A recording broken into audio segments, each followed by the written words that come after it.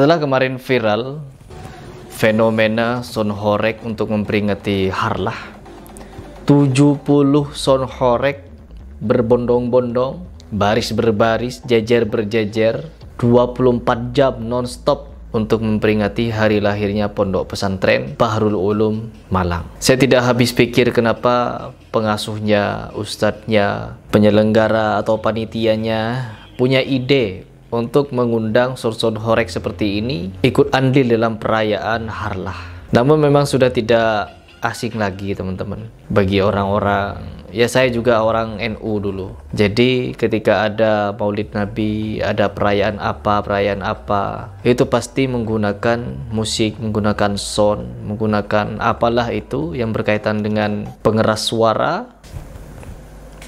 Dan katanya teman-teman, fenomena ini sudah berjalan bertahun-tahun. Pondok pesantren ini melakukan kegiatan-kegiatan yang sedemikian sontoloyo. Siapapun kalian yang tidak terima pondok pesantren ini ketika Harlah mengadakan acara sontoloyo, silahkan buat video pembelaan. Apakah perayaan Harlah dengan mengundang, menyewa, membayar, atau bagaimanapun itu mekanismenya, 70 sound horeg mengganggu aktivitas jalan umum, mengganggu ketertiban umum, mengganggu ketenangan umum, karena tidak semua orang suka dengan sound horeg seperti ini. Ini di bagian sound horeg. Saya berpikirnya kemarin, ini sound horeg, apakah pondok pesantren ini bayar 70 sound horeg sengaja atau bagaimana, atau sumbangan sukarela sound horeg ini untuk memeriahkan Harlah tersebut? Kalau kalian punya informasi, silahkan share kepada saya. Namun di sini teman-teman, setelah saya membahas video itu, ternyata ada netizen yang berusaha membagikan satu video yang dimana faktanya orang-orang di pondok pesantren ini atau panitianya atau apalah itu bukan cuma mengundang sound horeg untuk memeriahkan pondok pesantrennya, tapi mengundang orang-orang lakon atau apalah itu pekerja seni, lalu memainkan cerita-cerita Mahabharata. Sungguh aneh dan nyeleneh. Pondok pesantren yang pada sejatinya mengajarkan akidah, mengajarkan tauhid, bagaimana Nabi Muhammad SAW mengajarkan Islam, tapi di dalamnya, di acaranya sendiri, mengadakan acara-acara yang memperkenalkan tokoh-tokoh dari agama Hindu yang penuh dengan dewa-dewi. Dewa ini, dewi itu, dewa ini, dewi itu. Ada apa wahai pondok pesantren? Setelah kita menyaksikan beberapa keanehan, kejelenehan dari pondok-pondok pesantren yang ada di Indonesia, mereka yang celup-celup tangan ke botol aqua, gus-gusnya, kiai-kiainya, ustadz-ustadznya, habib-habibnya, oknum-oknumnya, tiup-tiup air dapat uang, celup-celup tangan dapat uang. Kiai amplop, kiai kontrak, tujuannya dunia, tujuannya perut. Ya, banyak ustadz kiai, bukan anak ustadz kiai, habibnya ada yang habib begitu juga sekarang. Makanya saya keluar penjara kan itu. Ini kok habibnya malah jadi habib bersorban, apa? Habib yang jadi kerangka bersorban juga. Enggak, ya udah jangan pakai cepet macam-macam neko-neko lah kayak ini. Kiai amplop, kiai kontrak, tujuannya dunia, tujuannya perut. Ya, banyak ustadz kiai, bukan anak ustadz kiai, habibnya ada yang habib begitu juga sekarang.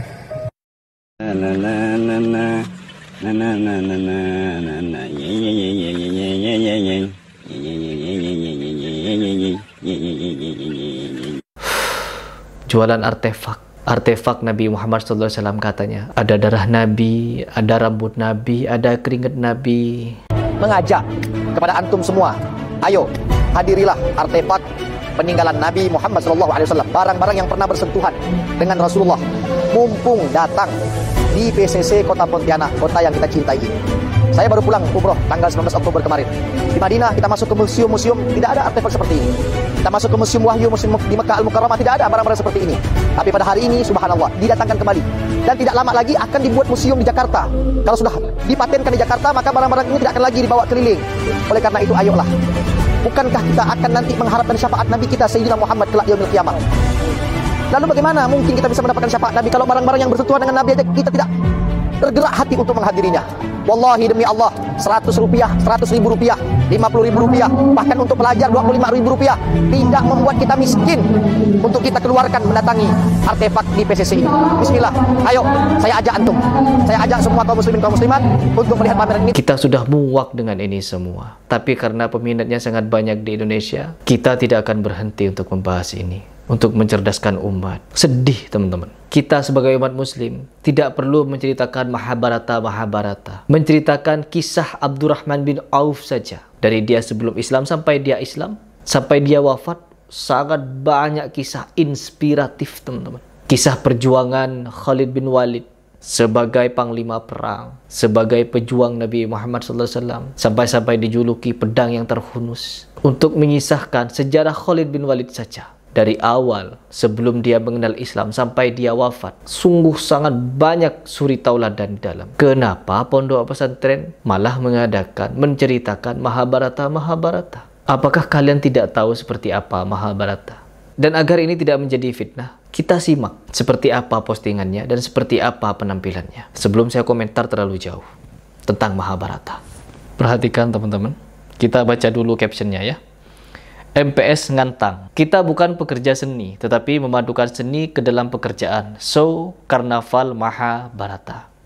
60 talent dari semua bagian Sobat MPS ngantang show milad ke-46 tahun Ponpes Bahrul Ulum ngantang. Jadi show Mahabharata, teman-teman. Dari captionnya saja mereka bukan pekerja seni katanya. Ini hanya persembahan Mahabharata. Kenapa sampai hafal Mahabharata? Saya tidak tahu mau berkomentar apa sebenarnya. Namun setelah saya menyelidiki, saya mempelajari apa itu Mahabharata, semakin saya miris, teman-teman. Semakin saya miris dibuatnya. Mahabharata adalah kisah yang ditulis oleh orang-orang Hindu. Ya, entah orang Hindu yang menulisnya atau sejarawan atau apalah itu. Namun bagi umat beragama Hindu, kisah Mahabharata dianggap suci, teman-teman. Dianggap suci. Kurawa, Pandawa. Ini adalah sesuatu yang sangat memilukan menurut saya pribadi. Ketika mengingat anak bangsa ditanya, kita bertanya kepada mereka secara random misalkan, apakah kalian tahu tentang Bilal bin Rabah? Bagaimana kisah Bilal bin Rabah? Bagaimana kisah tentang Tolhah bin Ubaidillah? Bagaimana tentang Husain bin Ali? Untuk menceritakan kisah, kita bisa menceritakan Abu Bakar. Bagaimana imannya Abu Bakar? Diceritakan imannya Abu Bakar. Bagaimana tentang keberaniannya Umar bin Khattab? Menceritakan bagaimana kedermawannya Utsman bin Affan, kekuatannya, kepintarannya Ali bin Abi Thalib. Untuk menceritakan keempat sahabat ini saja sudah membludak, teman-teman. Terus bagaimana pekerja seni katanya yang diundang oleh pondok pesantren tapi malah mempertontonkan Mahabharata. Mahabharata ini bukan satu-satunya yang membagongkan. Yang jauh lebih membagongkan lagi yaitu, teman-teman, son horeg ini. Bukan cuma sekedar son horeg biasa, tapi diiringi dengan apa? Dengan perempuan joget-joget.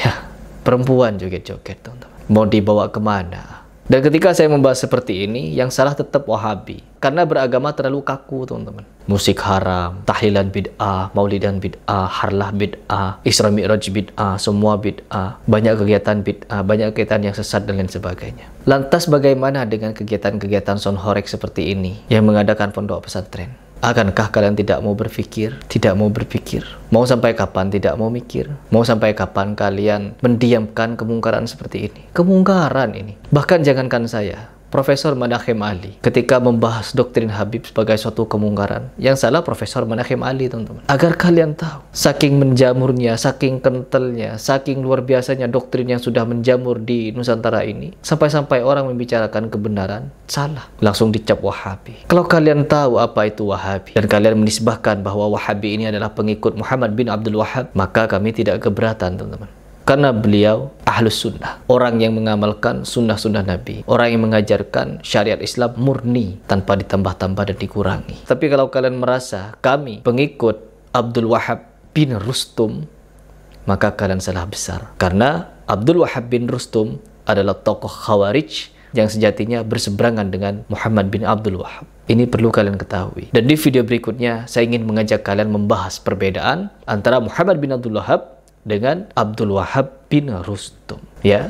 Tapi sebelum itu silahkan dipikir, apakah pantas kegiatan yang dilakukan oleh Pondok Pesantren Bahrul Ulum Malang ini, son horeg 24 jam, pagi ketemu pagi katanya, lalu juga diadakannya Mahabharata seperti ini. Apakah ini kesontoloyoan? Apakah ini kebenaran? Atau ini adalah yang hak? Silahkan dipikir.